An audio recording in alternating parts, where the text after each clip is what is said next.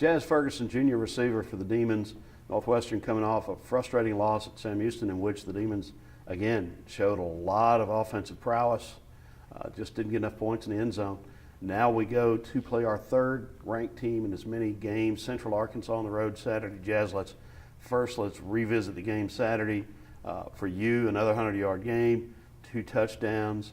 I know that doesn't satisfy you because you're all about the W. Talk about the game.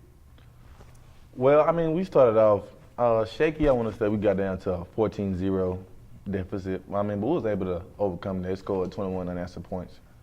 Then we went there for halftime. Well, 28 unanswered points. We went there for halftime, you know, on the high horse. We wasn't looking into the next week, but I can hear some guys, you know, we mentioned it type thing, but we knew we still had a half to play, and we came out next half. We were able to get something going, but we wasn't executing as fully as we was the first half.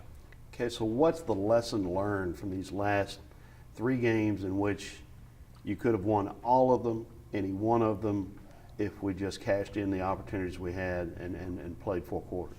2 things Coach Larry has been hitting on ever since the Southeastern loss is, one is consistency, and the other one will be playing a full game. With those last 3 losses, I can say we haven't done either one of those in the past 3 weeks.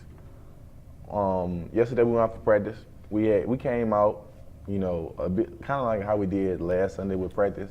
We was fired up. People had some energy and stuff. Like, even though we lost that game, we know where we could have been at by the end of that game. So we still come out heads high, just looking forward to play next week.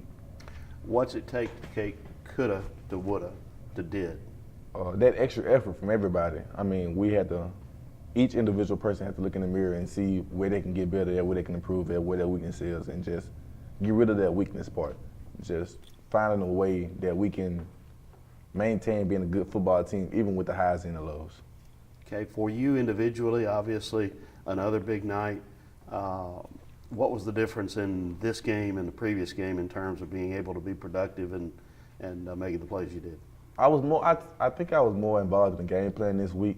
Last week they played more not cover 2, but 2 high safeties than anything. So, I mean, it was kind of hard to get me involved for me being on the outside. This week I moved a lot.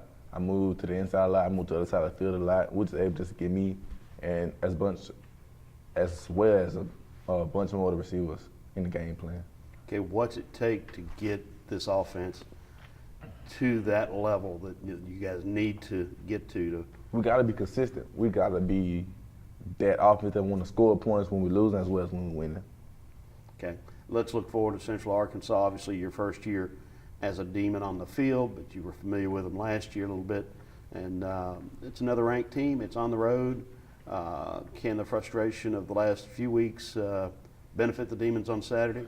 Yes, it could. I mean, with the losses we had the lead at a point, or we been in the game the whole way there. And this just would be the right week to put it all together. Okay, you go against this defense every day in practice and in spring and in preseason. Are you surprised at the number of turnovers they're forcing?